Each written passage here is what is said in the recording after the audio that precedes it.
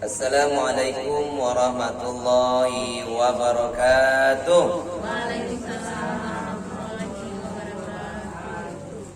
Alhamdulillahi rabbil alamin. Wassalatu wassalamu ala asyrafil anbiya'i wal mursalin Sayyidina wa nabina wa habibina wa syafi'ina wa zuhlina Muhammadin wa ala alihi wa sahbihi rasulillahi ajma'in. Asyhadu an la ilaha illallah wahdahu la syarika lah wa asyhadu anna Muhammadan abduhu wa rasuluh sallallahu alaihi wasallam la nabiyya ba'dah. Subhanaka la ilma lana illa ma 'allamtana innaka antal alimul hakim. Rabbi shrah li sadri wa yassir li amri wahlul 'uqdatam min lisani yafqahu qawli. Yang sama kita hormati Ibu Marimar sekeluarga, yang saya hormati ibu-ibu, para anggota wirid arisan apa? Arisan Yasin Perumahan Senaplan. Senaplan bukannya diri Tampan? Oh iya. Ini ada Permata Senaplan. Oh, Permata Senaplan. Mari kita bersyukur kehadiran Allah Subhanahu wa taala. Bersyukur dengan alhamdulillahirabbil alamin. Dengan intinya pada sore hari ini kita diberikan oleh Allah kesehatan, kita diberikan oleh Allah kesempatan untuk sama-sama hadir sekaligus penutupan dalam rangka menyambut bulan suci Ramadan. Mudah-mudahan Allah Subhanahu wa taala memberkati umur kita, memberkati rezeki kita sehingga kita bisa berjumpa di bulan suci Ramadan yang sudah diambang pintu. Hari ini kita sudah berada hari yang ke-21 Sya'ban. Jadi menghitung hari lebih kurang 8 atau 9 hari lagi ya Bu ya. Mudah-mudahan kita sehat, kita bisa berjumpa di bulan suci Ramadan tahun ini.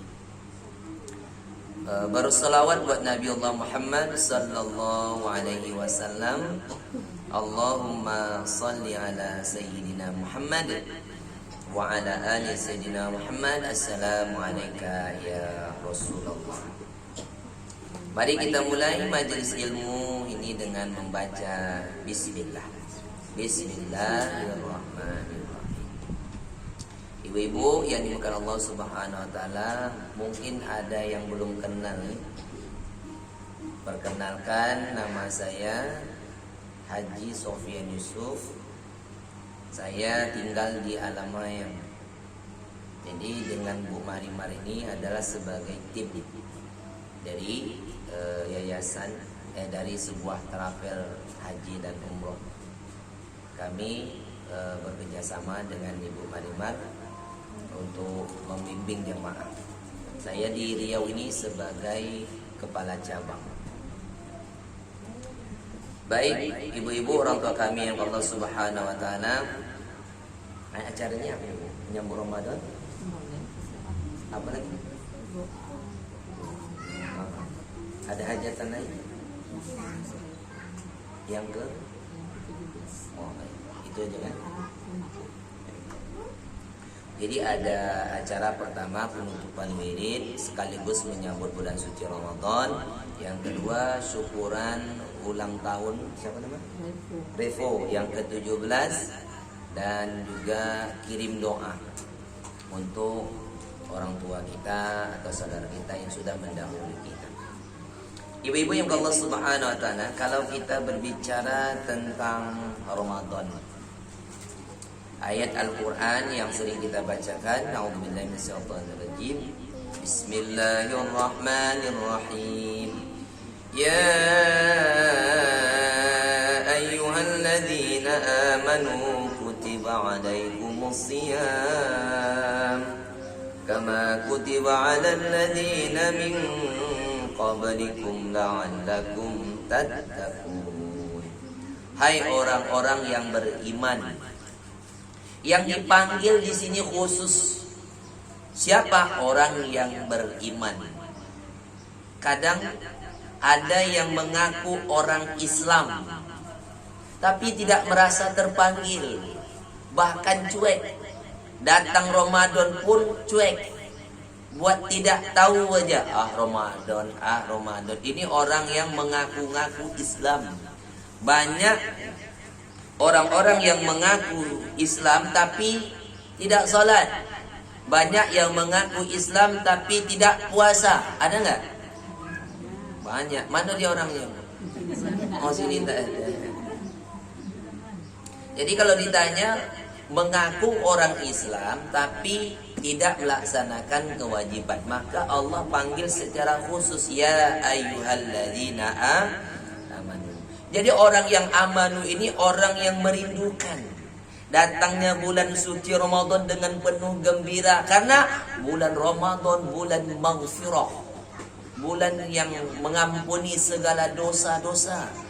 Bulan Ramadan bulan yang penuh rahmat. Bulan Ramadan bulan dijauhkan dari api neraka. Bulan Ramadan ada satu malam lebih baik daripada 1000 bulan Lailatul Qadar. Maka dari itu, ibu-ibu orang tua kami yang dimuliakan Allah Subhanahu wa taala, ketika Rasulullah sallallahu alaihi wasallam di akhir bulan Sya'ban khutbah, ketika naik ke mimbar, Nabi membaca amin sebanyak 3 kali.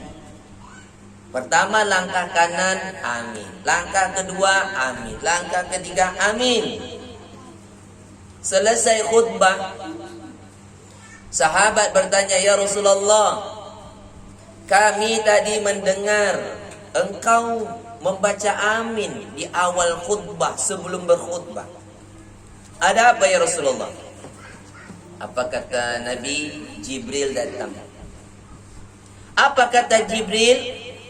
Ya Muhammad, tidak akan diterima pahala puasa Ramadan sebelum sang istri meminta maaf terlebih dahulu kepada suaminya. Bu, bila rencananya? Kalau bisa malam Jumat minta maaf. Lama lah Ustaz.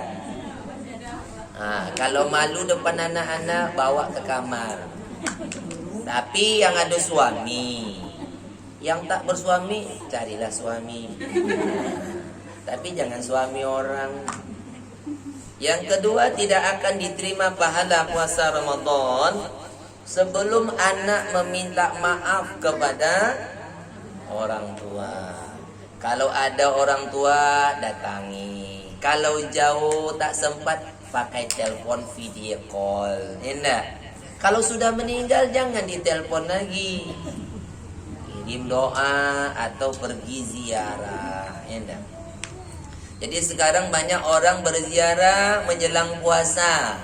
Apakah boleh Ustaz? Boleh. Tapi jangan ziarah itu dikatakan bagus ketika menjelang Ramadan. Tidak.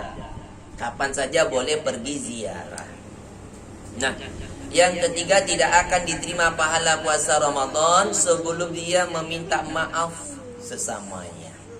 Maka pada hari ini kita saling fa'fu wasfahu, saling maaf memaafkan. Bersihkan hati, sucikan diri dengan saling memaafkan, bukan pergi ke sungai mandi. Ini kadang ada pula pergi berlimau. Nampak orang mandi ikut, nampak orang berenang ikut, tak pandai berenang tenggelam mati. Nah, itu poin yang pertama. Yang kedua, ibu-ibu orang tua kami yang dimuliakan Allah Subhanahu wa taala, ketika di bulan Sya'ban inilah Nabi paling banyak puasa.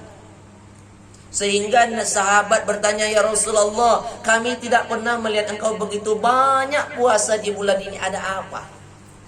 Ya kan? Ada apa ya Rasulullah? Kata Nabi, turfa'u fihil a'mal ila rabbil alamin. Amal kita diangkat oleh malaikat, dilaporkan kepada Allah pada bulan Sya'ban inilah. Banyak orang yang tidak tahu, tapi aku suka. Ketika amalku diangkat, kata Nabi, wa uhibbu ayyurfa'a amali wa ana shaim. Aku senang amalku diangkat ketika sedang puasa. Amalan kita ada amalan mingguan diangkat pada hari Kamis. Ada amalan tahunan diangkat di bulan Sya'ban. Maka Nabi banyak puasa. Nah, ada juga dalil yang mengatakan, Ustaz, izan tasawfa Sya'ban fala tasumu. Apabila sudah masuk pertengahan Sya'ban, jangan lagi puasa. Kenapa Nabi larang? Padahal Nabi banyak puasa. Yang dilarang orang sebelumnya jarang puasa sunat. Tapi bagi yang sudah terbiasa Senin Kamis, lanjutkan. Yang ayam mubit, lanjutkan. Yang puasa Daud, silahkan. Apalagi yang belum sempat bayar hutang, bayarlah, Bu. Bu, ada yang belum bayar? Jangan senyum-senyum ya. Ustaz, kami hutang puasa banyak, Ustaz. Berapa? Waktu melahirkan anak, tahulah ibu-ibu, ya kan? Habis melahirkan nyusui lah 2 tahun. Wah, banyak tuh, Bu. Iya. Jadi sekarang anak dah 10, macam mana Pak Ustaz? Banyak hutang lah. Biasalah bayar hutang puasa. Nah, kenapa Nabi banyak puasa di bulan Sya'ban ini? Supaya nanti ketika masuk Ramadan itu tidak merasa kaku lagi, Bu. Nabi sudah terlatih. Kita pun begitu. Yang sudah biasa puasa sunat, masuk Ramadan tidak akan jadi masalah. Kenapa? Sudah terbiasa. Kalau seandainya nanti ada orang tua kita yang sudah biasa puasa sunat, tapi masuk Ramadan tidak akan merasa berat. Walaupun tidak sahur, tak masalah. Karena sudah terbiasa. Yang menjadi masalahnya yang tidak terbiasa puasa sunat.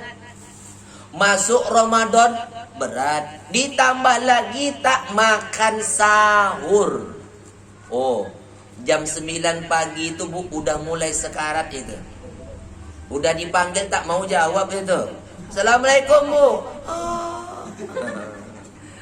Kok lemah kali nampaknya, Bu. Melawan puasa nampaknya. Sahur tidak? Tidak. Jadi usahakan supaya kita terlatih. Rasulullah berpesan kepada kita, tasaharu fa inna fis sahuri barakah. Bersahurlah kamu, karena sahur itu ada berkah. Apa berkah kalau kita bangun makan sahur? Yang pertama, berkah untuk kekuatan fisik. Kalau kita makan sahur, otomatis siap untuk puasa. Ya, Bu? Bu? Maka kalau kita bangun, makan. Kapan batas terakhir kalau sahur itu, Bu? Kapan? Bu? Kapan batas akhir makan? Nah, batasnya waktu azan. Kalau azan sudah dikumandangkan, Allahu Akbar, Allahu Akbar, maka tidak boleh lagi makan. Azan pertama, jangan sampai selesai. Tak boleh, harusnya azan pertama, takbir yang pertama itu. Walaupun mulut penuh sedang mengunyah. Allahu Akbar, Allahu Akbar. Uang jangan ditelan. Bukan masalah mubazir, kalau dilanjutkan batal. Ya kan? Itu dia, Bu. Jadi tak boleh dilanjutkan, buang. Kenapa? Batas azan itulah. Tapi jangan sering bergantung dengan azan, Bu. Nanti ibu sedang makan, bunyi pula azan masjid sebelah. Sedang makan, kata suami, "Dek, itu azan tuh." "Iya, Bang."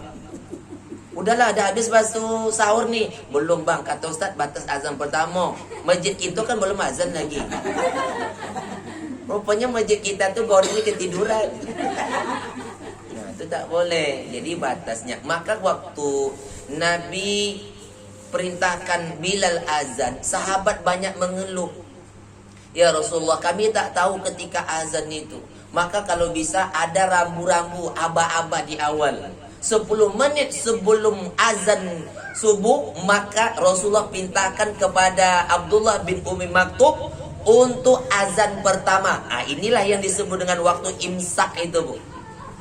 Jadi ketika kita ada serinai berbunyi, itu adalah batas waktu. Hati-hati, siap-siap, waktu sahur akan selesai. Maka dari itu, maka dikasih tahu aba-aba.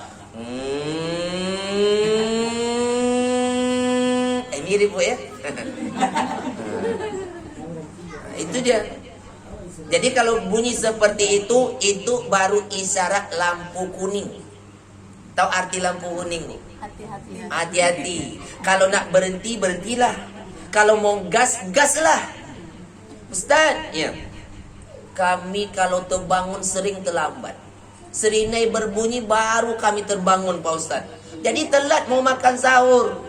Udah minum air aja lah, Bu. Tapi kami tak kuat kalau hanya sekedar minum, Pak Ustaz. Terus kami harus makan juga. Ada enggak solusi supaya kami bisa cepat makan? Ada, Bu. Ibu siapkan blender terlebih dahulu. Ketika serinai berbunyi, ibu baru bangun, ambil nasi, ambil sayur, ambil gulai, blender. Ambil pipet. Sedotlah secepat-cepatnya kan. Tapi hati-hati pula, termasuk pula tulang di situ kan. Baca doa, artinya supaya cepat, jangan terlambat sahur. Ibu-ibu orang tua kami yang dimuliakan Allah Subhanahu wa taala, itu berkahnya. Jadi batas waktunya kapan? Imsak itu bukan selesai, tapi masih ada waktu. Hati-hati. Yang kedua, ada berkah sahur itu ampunan. Tasaharu fa inna fis sahuri barakah. Bersahurlah kamu, karena sahur itu ada berkah. Yang pertama untuk kekuatan fisik, yang kedua untuk istighfar. Wabil as'ari hum yastaghfirun. Di waktu sahur minta ampun. Astaghfirullah, astaghfirullah. Kapan mulainya? Kurang 1/4 jam 4 sudah mulai istighfar sampai azan subuh. Maka ibu-ibu yang dimuliakan Allah Subhanahu wa taala, ketika azan mau dikumandangkan, kita sudah selesai makan, segeralah berwudu. Dan setelah itu kerjakan sholat sunat wudu. Banyak orang tidak mengerti tentang keutamaan sholat sunat wudu. Ada yang kadang-kadang mau mengerjakan, ada yang jarang. Ada enggak, Bu? Anggapnya tak mau. Padahal, Bu, amalan sholat sunat wudu itu yang dilakukan oleh Bilal bin Rabah sehingga sendalnya sampai duluan di surga. Ketika Nabi Isra wal Mi'raj, Nabi kan diperlihatkan oleh Allah surga. Sampai Nabi mendengar bunyi telapak kaki. Ya Jibril, itu bunyi apa? Kok bunyi seperti sandal? Itulah sandalnya Bilal. Kok bisa? Ketika Nabi turun, Nabi tanya, Bilal, aku mendengar bunyi sandalmu di surga. Ada apa, Bilal?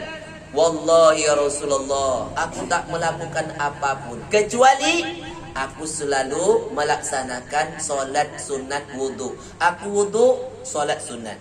Batal, wudu lagi, solat sunat. Bayangkan, Bu, hanya amalan yang kita anggap tidak bermanfaat, padahal itu bisa menyebabkan sendal Bilal sudah sampai di surga. Kalau sendalnya sudah sampai di surga, orangnya akan menyusul juga. Yang jadi pertanyaan, sendal kita sudah sampai atau belum? Bu? Oh, Bu? Sendal kita lebih mahal daripada Bilal. Tapi kok bisa berbunyi, Ustaz, sendal Bilal itu? Mungkin sendal Bilal itu sendal yang dibawa tempat berwuduk dari masjid ke tempat wuduk tuh, Bu. Kan ada sendal yang kalau dipijak kelepak, kelepuk, kelepak, kelepuk. Apa namanya? Itu dia kan. Mahal sendal kita lagi, Bu, dari Bilal. Tapi gara-gara amalan tersebut, Sendalnya sudah sampai di surga. Sendal kita lebih mahal dari sendal Bilal, lebih mahal dari mukena, dari mahal daripada peci. Tapi sendal kita bagaimana?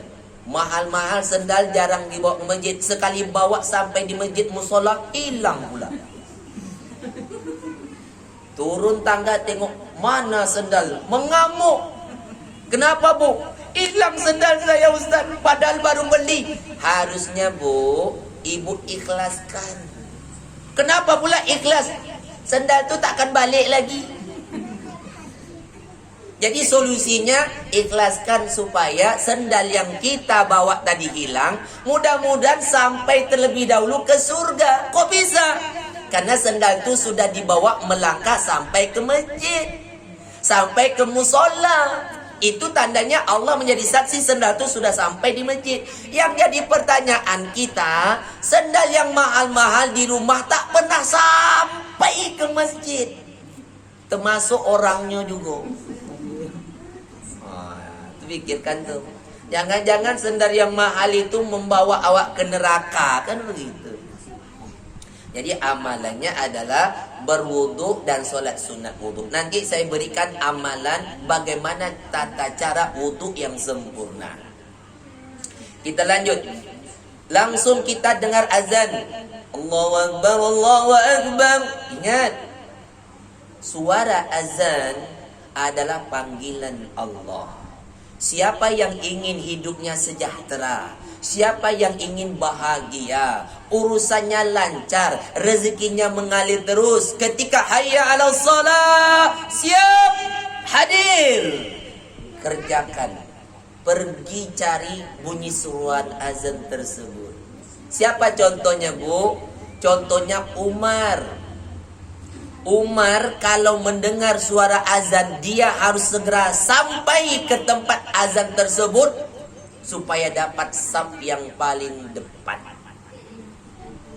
Umar bu, ketika sholat subuh, datang orang membawa pisau, ditusuknya bu dari belakang. Siapa yang menusuk Umar? Abu Lu'lu'. Waktu sholat subuh 1 rakaat, datang Abu Lu'lu' menusuk. Siapa yang telah menggigitku? Kata Umar, rupanya dia ditusuk dari belakang. Waktu itu kan nggak tahu siapa yang bawa senjata karena belum ada PLN. Jadi kalau sekarang ada orang bawa alat senjata, ditusuknya imam kita, ditusuknya para mubalik ustadz kita sedang ceramah, itu dianggap orang gila. Padahal pengikut Abu Lu'lu'. Makanya sekarang banyak ustadz-ustadz kondang itu bawa bodyguard. Contohnya Ustadz Abdul Somad kan. Ibu tengok kan ketika di ceramah ada kiri kanan berdiri kan. Itu bodyguard. Mereka bawa, tapi Ustadz Sofyan tak bawa. Enak. Karena Ustadz Somad tuh coba banyak masuk YouTube kan, berapa ribu subscribe. Ustadz Sofyan berapa 100 subscribe.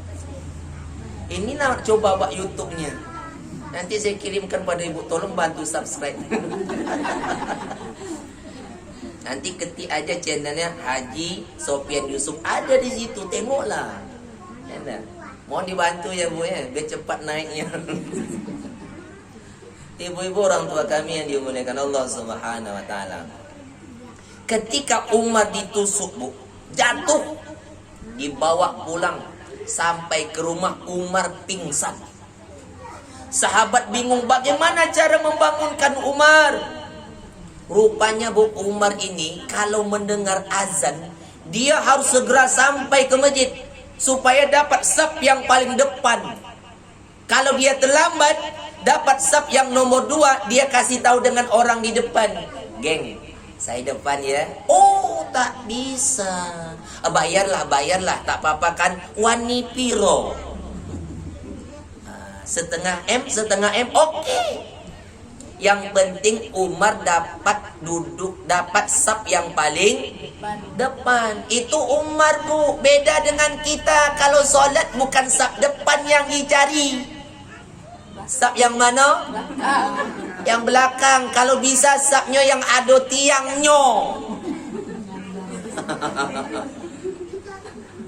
Ustaz faham-faham aja lah. Lah tua-tua macam ini kan. Nah, maka dari itu ibu-ibu yang juga Allah Subhanahu wa taala, akhirnya Bu, sahabat ni punya alternatif. Bagaimana kalau kita azan? Diazankan Bu, Allahu Akbar, Allahu Akbar. Umar langsung bangun Bu. Padahal Umar pingsan. Ketika dengar azan langsung bangun. Artinya orang yang sudah terbiasa dengar azan, walau dalam keadaan pingsan bisa bangun. Maka di situ Umar katakan, apakah aku sudah solat? Apakah aku sudah solat? Belum Umar, engkau belum solat. Disitulah Bu, Umar langsung mengerjakan solat dalam keadaan sakit. Coba kita pikirkan Bu, orang yang sudah biasa dengar azan lalu segera datang dalam keadaan pingsan bisa terbangun. Kalau kita bagaimana Bu? Bu, kalau dengar suara azan macam mana? Hah? Hah? Bangun atau tambah pingsan? Oh. Nanti kalau seperti orang azan, yang azan lah, yang komat lah, yang solat lah. Saya pernah dulu tinggal di masjid, waktu itu kan masih kuliah, subuh, azan subuh, as-salatu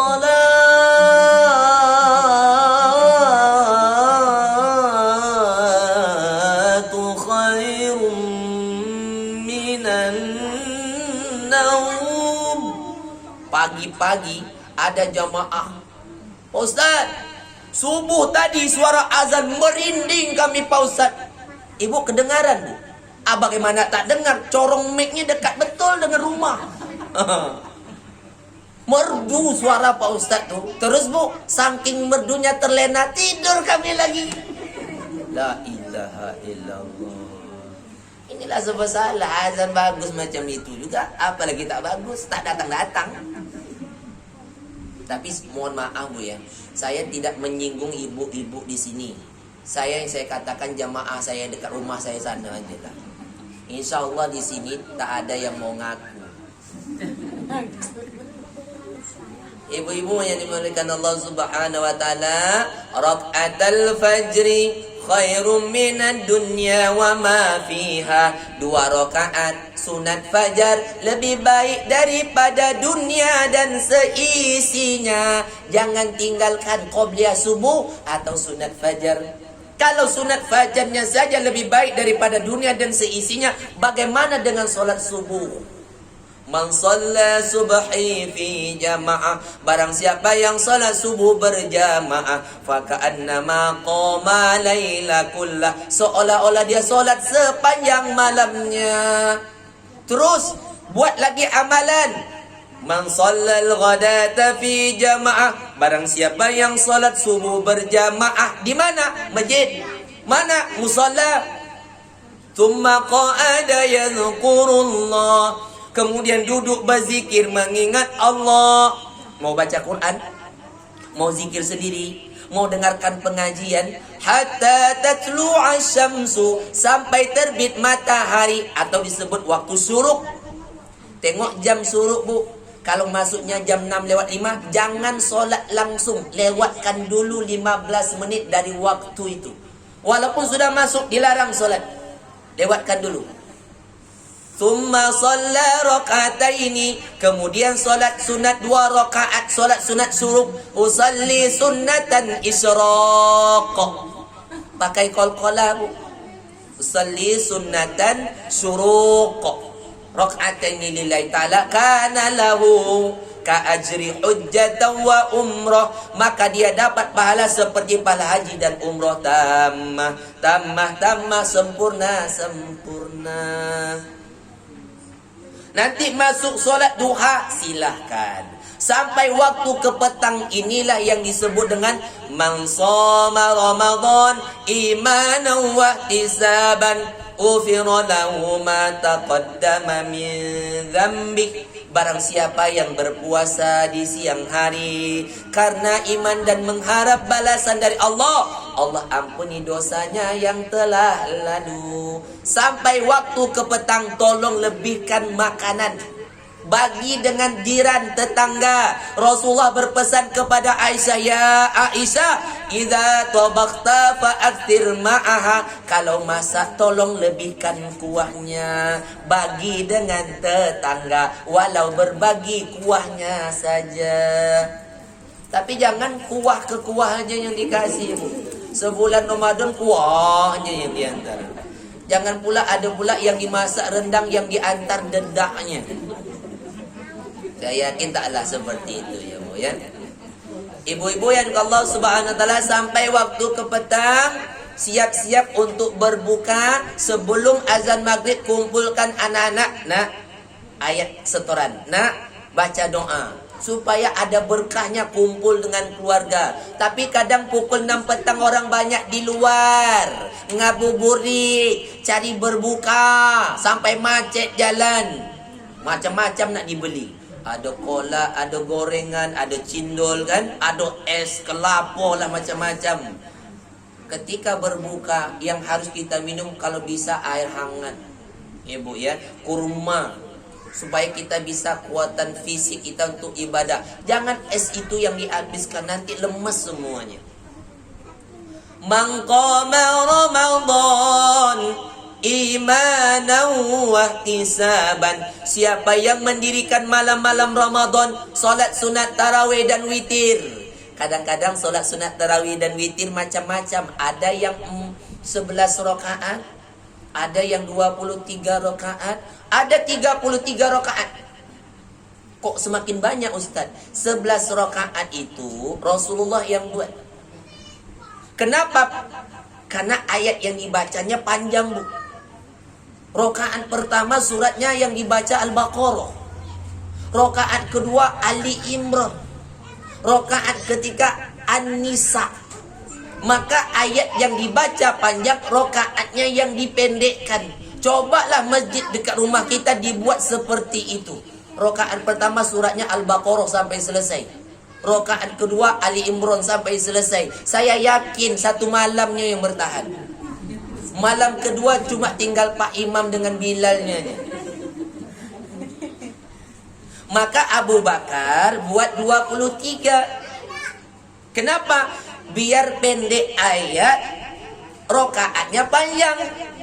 Umar ibnu Abdul Aziz, semakin pendek ayatnya, semakin panjang rakaatnya. Kan begitu? Tapi masyarakat kita sudah pintar semua memilih di mana tempat solat. Yang dicari rakaatnya yang pendek, ayatnya pun. Coba kalau saya dipanggil untuk jadi imam, itu sudah bersuuzon duluan. Ustadz Haji Sofyan itu kalau jadi imam ayatnya panjang, baru mulai mau takbir. Cobalah tengok nanti Pak Imam. Allahu Akbar Ar-Rahman. Kan yo kan panjang ayat tuh. Allamal Quran. Memanglah Pak Imam kau ya. Khalaqal insan.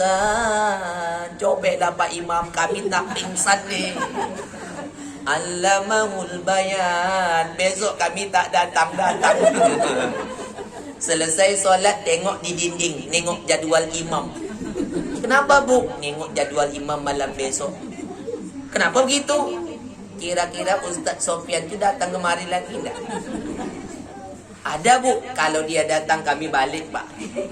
Tapi malam besok jadwal kebetulan Pak RT. Ah mantap. Inna a'tainakal kautsar. Itu paling suka ibu-ibu. Maka ibu-ibu selesai solat tarawih ada yang witir. Ada orang tidak witir di situ, balik dia. Nanti mungkin witirnya waktu tahajud. Boleh. Mau witir di awal silakan, mau witir di akhir silakan. Kita suuzon tak boleh, husnuzon aja. Jadi kalau ada kawan pulang selesai tarawih belum witir, mungkin dia pulang karena witir nanti di rumah. Bisa jadi kolak masih ada. Nah, selanjutnya tadarus Al-Quran. Karena di bulan Ramadan, syahrul Ramadan allazi unzila fihil Quran. Bulan Ramadan turunnya Al-Quran. Maka iqra'ul Quran, bacalah Al-Quran. Fa innahu ya'ti yaumal qiyamah. Al-Quran akan datang pada hari kiamat. Syafi'an li ashabi, akan memberi syafaat kepada orang yang membacanya. Coba Bu, tahun ini harus ada target minimal sekali khatam. Kalau bisa 2 kali khatam dalam sebulan. Gunakan lisan kita ini untuk selalu berzikir. Ya Bu? Bu, dosa mulut ni paling parah. Ketika Nabi Isra wal Mi'raj, Nabi melihat ada neraka, orang mencakar-cakar wajahnya. Ditanya kepada Jibril, itu ada apa? Kenapa dia mencakar wajahnya Jibril? Itulah orang yang suka menggibah, memfitnah, mengadu domba, menggosip. Bu, kalau dosa tangan, mungkin ambil hak orang menampar. Dosa kaki, mungkin melangkah ke tempat yang tak diridhoi atau menyipak. Dosa telinga, mendengar yang tak baik. Dosa mata, melihat yang tak baik. Tapi kalau mulut, gara-gara mulut hancur negara. Gara-gara mulut hancur rumah tangga. Gara-gara mulut putus saudara. Bersyukur sekarang corona datang, mulut ditutup semua.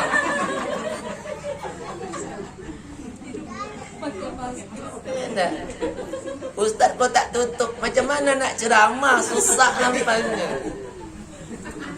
Jadi gunakan mulut kita ni banyak zikir, ya Bu. Ya Bu. Kalau siang-siang ada kawan menelpon, Bu, ibu dah dapat kabar. Kabar apa? Si Anu tu begini. Oh, jangan cerita aib orang, ini puasa. Tapi Bu, seru Bu. Seru bagaimana? Rugi kalau ibu tak dengar. Jangan lanjutkan. Saya puasa. Serius ini Bu, ibu tak mau dengar. Jangan siang-siang cerita, nanti habis maghrib ya kita lanjutkan. Maghrib pula dilanjutkan. Ini yang tak tahan. Maka dari itu ibu-ibu, kalau ingin kita mendapatkan berkah di bulan suci Ramadan, tingkatkanlah amal ibadah kita kepada Allah Subhanahu wa taala. Nah, ibu-ibu yang dimuliakan Allah Subhanahu wa taala, ini hanya sekedar mengulang-mengulang supaya kita bisa melakukan amalan-amalan persiapan di bulan suci Ramadan. Demikian yang dapat saya sampaikan. Terima kasih atas segala perhatian. Subhanakallahumma rabbana wa bihamdika asyhadu an la ilaha illa anta astaghfiruka wa atubu ilaik.